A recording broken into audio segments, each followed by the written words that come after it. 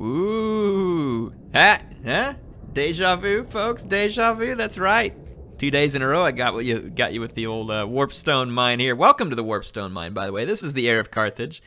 Welcome to another Total War Warhammer Online battle. What the crap's going on? That's the obligatory welcoming that if I don't give you, I get in trouble. And someone will probably make a comment like, Air never shows us what the crap's going on anymore. Anyway, so there's two teams here. Now, this is a 3v3. We've got Bretonnia, Von Karstein, and Dwarves versus Bretonnia again, Empire, and Arguelon. So should be a lot of fun. And I'm going to check out the armies with you. You got a couple of Grail Knights, a Questing Knight, some Men-at-Arms in the center, some Peasant Bows, and that's about it from Bretonnia. It looks like their remainder of their money is spent here in the air with Lewin Leoncoeur and a Pegasus Knight, Royal Pegasus Knight. For the Vampires, we actually got an Isabella von Karstein on a no, hang on, I'm gonna get it right. Hellsteed, I believe. Yeah, I think it's a Hellsteed. There's a couple of bats protecting her, as well as a Vargeist and a Vampire Lore of Shadows. The Lore of Shadows Vampire is actually kind of a cool unit, and I've seen a few people use it. I think it's kind of an interesting pick. There's a few Skeleton Warriors up front. A corpse cart with an unholy lodestone, not a holy one, of course, and then we've got some Graveguard Crypt Ghouls in the back, some Skeleton Spears for good measure. The Dwarf player has a couple of Thunderers, none other than Ungram Iron Fist, who is pretty potent against monstrous lords. If he's not getting knocked around all day, that's still his biggest problem. But yeah, 4 Thunderers is a pretty strong missile contingent. There's a couple of Slayers to guard them. Main line is going to be some Longbeards, and then there is a couple of Grudge Throwers up front for long range, maybe to draw the enemies in. We go take a look at Arguelon. Up front for them is Eternal Guards, which is a pretty typical elf front line. Lots of Glade Guard. 4 with Starfire Shafts, 2 regular, a couple of Wildwood Rangers in the back, some Wildwood Rangers on the flanks as well. So that's a pretty expensive infantry setup for the Wood Elves, and a Branch Wraith supporting the Glady. And then if we take a look at the Empire player, again, a couple of handgunners, including the Silver Bullets. There's some Flagellants and Swordsmen, Spears, you know, just kind of a cheap Empire infantry line, which is reminiscent of what we see a lot. There's a Jade Wizard who's going to be supporting Karl Franz on Deathclaw, which is cool. And then there's 2 Amber Wizards with him in the air, which is an interesting pick to say the least. And 2 rocket batteries for the enemy Bretonnia, a couple of Grail Guardians, and a Knights of the Realm. More Knights of the Realm. So this is an interesting Bretonnia army. He's just gone all out for like cavalry and support units. So looks like 2 Pegasus Knights, a Royal Hippogriff Knight. It looks like the Knights, 2 Knights of the Realm, 2 Grail Guardians, and is that it? He's got to have a Lord somewhere. Oh, it's back here. Just a Bretonnian Lord there. So yeah, he spent all his money on that. There's a couple sneaky units back here. The Dire Pack and Dire Wolves. Great deployment. These rocket batteries will be prime targets for those to take them out early if they can sneak up close enough and fast enough. So let's check out this awesome 3v3 battle. I love team battles, especially ones that, you know, and it's not like I wouldn't like competitive ones too, but I like ones that people just play for fun too, because you end up with like all kinds of crazy nonsense. And it, in some ways, kind of makes it a little more entertaining to me. The Grudge Thrower is going to open fire. So one side has the rockets, and the other side has the Grudge Throwers. Rockets don't have a ton of ammo, to be honest, and they can fire out fairly quick. They can do devastating damage to blobs. If rockets were ever saved and were able to be kept alive until there was a big blob fight somewhere, they could be brutally effective into the blob fight. The downside is obviously they're not real accurate. And when I say not real accurate, I mean they're not accurate in any sense of the word accurate. But so far they're doing some damage. 12 kills there, 18 kills there. He's going to do better than the Grudge Thrower, I think. So against big lines of infantry, like this one, see how the Bretonnian player has kind of lined up several lines deep? This means that the rockets that miss are more likely to hit another line. The best way to approach rocket batteries is in a thin, single line formation. Ooh, look at this. Amber Wizard's going to charge in on Grail Knights? Really? This seems like it's crazy, but the other cavalry just ran off, so this might be a great engagement for the Empire. They really do not want to get caught by the Questing Knights, though. These flyers really need to get out of here. But the Jade Wizard could theoretically keep these folks alive through a heck of a beating, but That is going to be a heck of a beating coming out of all these knights. Griffins don't necessarily just... Look at the rocket damage over here. Oh, look at Bretonnia just going to pile it on to the Empire leadership. Or no, they're going to help the Empire leadership. So yeah, the friendly Bretonnia is going to get hammered here by enemy Bretonnia. Royal Hippogriff Knights, Pegasus Knights, all with anti-large, a Lord. The friendly Bretonnian cavalry here is going to get wrecked. And there are so many reinforcements coming into this flank, and a Jade Wizard that can heal all of this stuff, and here it comes. Now, there are some peasant bows with fire arrows. That's not going to matter a whole lot here. The friendly Bretonnian forces here got absolutely crapped on. And that's what happens, honestly, when you get yourself too singled out. But look at the Dire Pack here. Said they should be used for the rockets. They did get used for the rockets, and the rockets were causing considerable damage. That one had 52 kills already. So great move by the Vanguard deployed Direwolves. Sometimes people really undervalue Direwolves. So yeah, these forces of Bretonnia got ahead of themselves, and they paid a dear price over here. And the Red Banner team got a pretty nice engagement out of that, all things considered.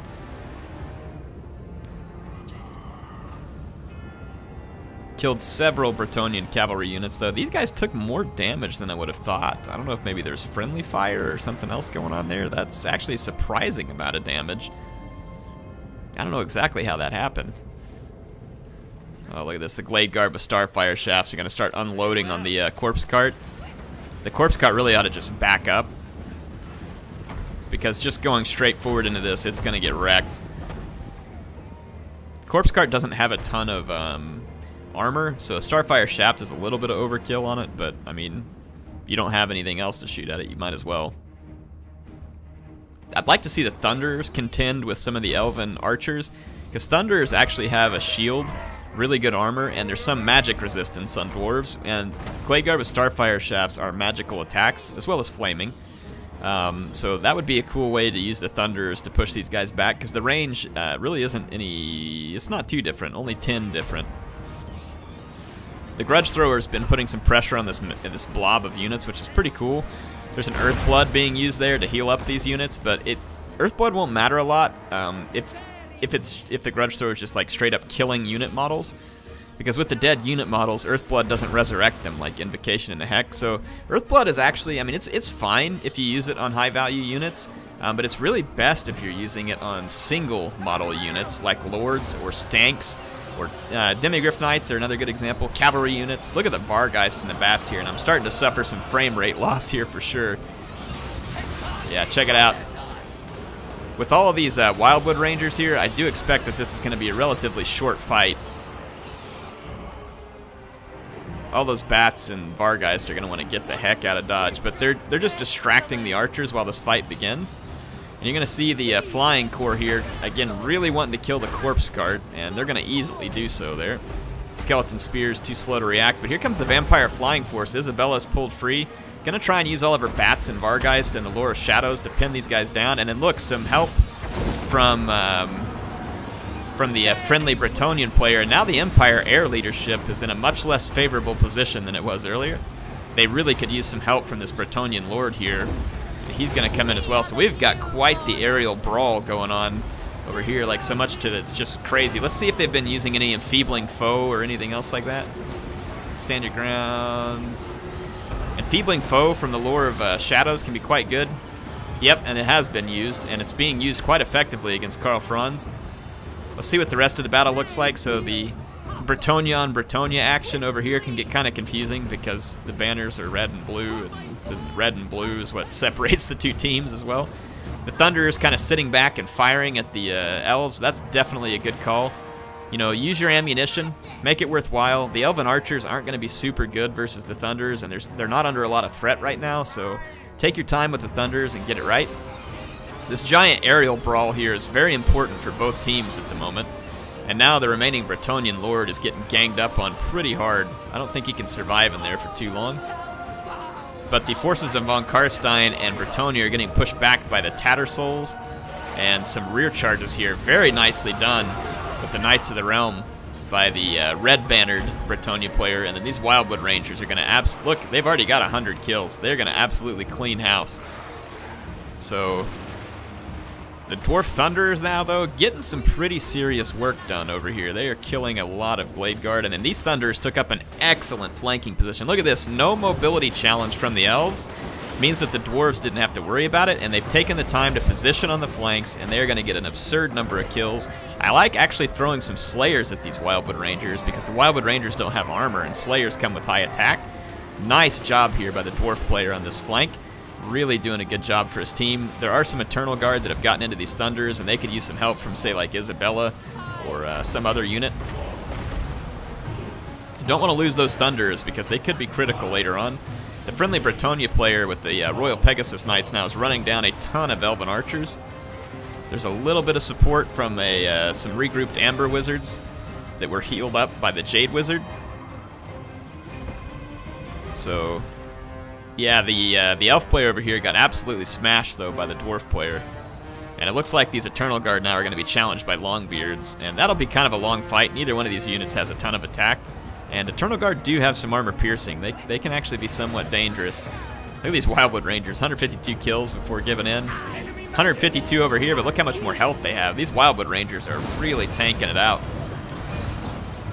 In certain scenarios where they're not getting hit by missile fire or a lot of, I mean, even against cavalry, they can fight well, but if they get charged by cavalry, they tend to take a lot of damage. So yeah, these Wildwood Rangers are actually running straight out of the fight, and there's no one stopping them.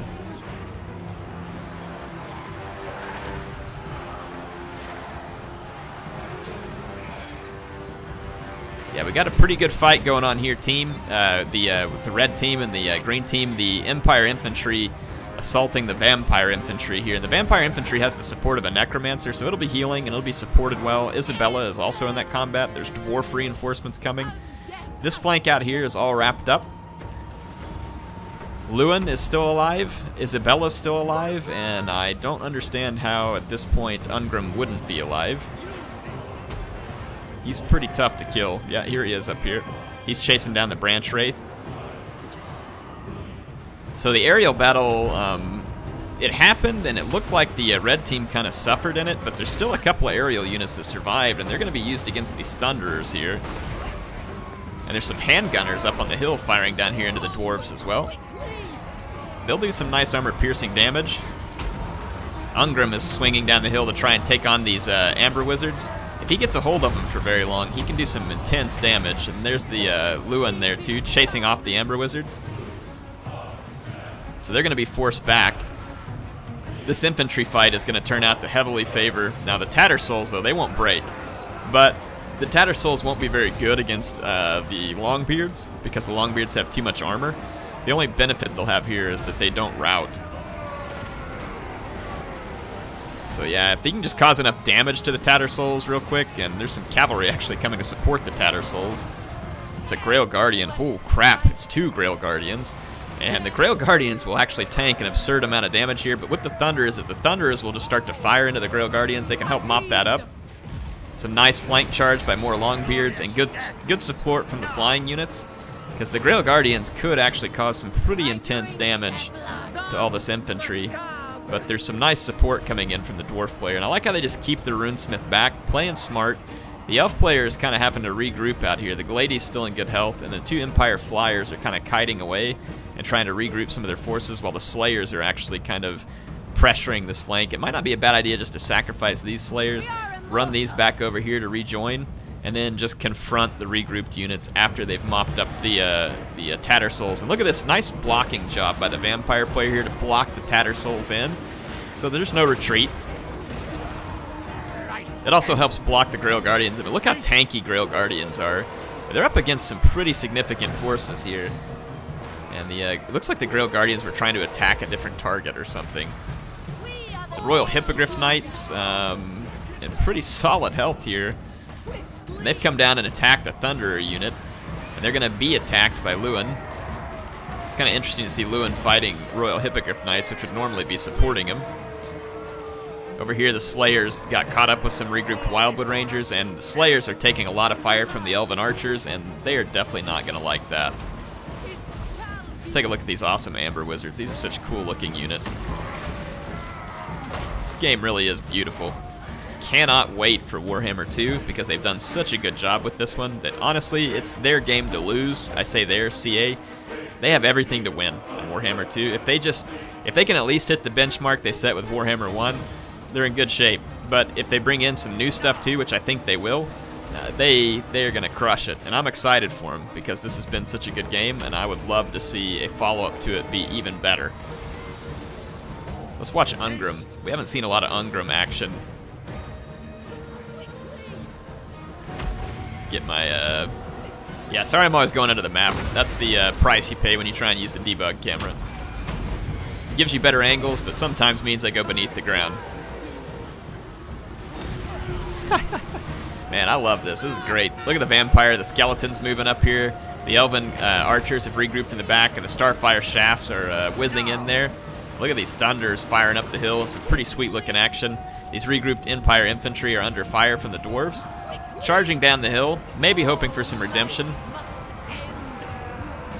Their Amber Wizards are fighting valiantly, but they are completely outmatched with Isabella, the Lore of Shadows vampire. Yeah, they'll get wrecked. The Amber Wizards have a nice charge, and they're decent units overall, but they're a little bit squishier than a unit like Karl Franz or an Empire General. The Royal Hippogriff Knights regrouped again, and here's some regrouped Grail Guardians as well who have gotten into these thunders. Now, Grail Guardians cause magic damage. Remember, dwarf units have a resistance to magic damage up to 20%, I think. Or is it more? I sometimes forget. It's 25%, so they're going to resist 25% of the Grail Guardians' attack, which means that it's only 30 attack instead of 40. That's a pretty significant difference in terms of allowing them to tank longer. Looks like the Royal Hippogriff Knights trying to take out a Thunder unit. They're being chased by a Longbeard. Nice arrows of Kurnos there from what was a moment ago a not routing Glady, but then who did rout due to army loss. That was a fun battle. I appreciate being sent in. Cool map. Yeah, 2 nights in a row is the Warpstone Mine. Some of you may have been wondering, like, Air, what happened to your videos this week, man? You missed a couple of days. I have been so busy at my day job this week. I've had several days that were 12 hours, and I had one day that was 14 hours. It's just a very busy time.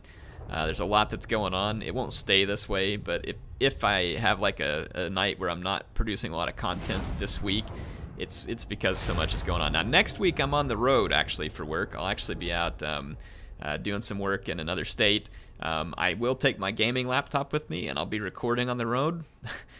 Hopefully, the internet connection in the hotel is at least decent enough to let me upload a video a day. If I can do more, I will absolutely do more. My laptop's more than capable of recording it. It's a matter of whether or not the hotel's crummy Wi-Fi is capable of uploading it. What's crazy was when I was in Houston last time, the Wi-Fi in the hotel was like 50 megabit. I could have streamed from the hotel room. It's fantastic.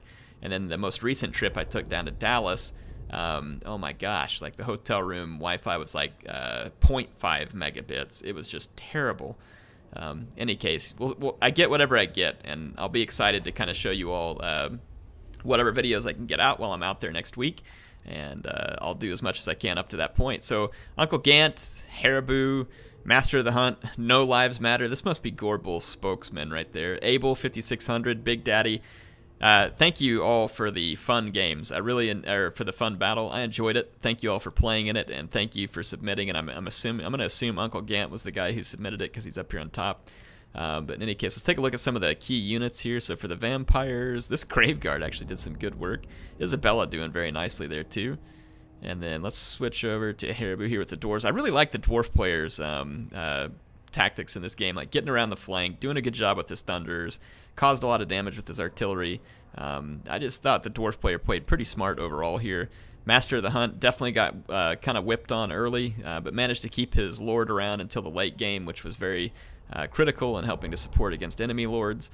No Lives Matter. The Empire player here was racking up some serious kills with these rocket batteries until he got hit by the Dire Pack. Don't worry, buddy, it's happened to me too. I've gotten hit by the Dire Pack and Dire Wolves myself. The Elf player here, some nice kills on these Wildwood Rangers here, but a couple of them maybe not really hitting the mark there. And then this is an interesting Bretonia army, just like going all cavalry support, which is a bit of a risk. If you're going to do something like this in 3v3, which is totally feasible, by the way, you'll want to hit hard and hit early. So if you're going to bring this much cavalry support, you would want to work with one of your teammates to say, hey, we got to quickly overwhelm someone's flank. Now, the Warpstone Mine map has a lot of terrain that makes that difficult. So, you know, maybe thinking about the map and how you would actually use this might make it more challenging on that map, but I think there's definitely places where something like this would be useful. Look at these Grail Guardians too, 242 kills. It's absurd. It's absolutely awesome. So Grail Guardians are a very tanky unit. They can get a ton of kills if they get thrown in against the right units. I'm guessing they probably killed a bunch of these poor peasants. But, you know, who knows at that point, because they have a lot of chevrons. I think some of these chevrons were probably given by that player in the beginning, but never know. Hey, thanks for watching tonight. If you enjoyed it, make sure and click my my logo down in the bottom right. If you subscribe, you'll be able to keep up with new videos and make sure you're always on top of the release, and you can be that first person there to comment and say first, or you can be that first person there to make fun of the person who said first, or you can be the first person to make the comment that Air doesn't show his insert, you know, whatever there. So yeah, in any case, I'd appreciate it if you do want to subscribe. And I want to appreciate MSI for sponsoring this build I'm recording with. They're fantastic. Appreciate their support. I hope to see you soon on another Total War Warhammer battle. HeirofCarthage, signing out.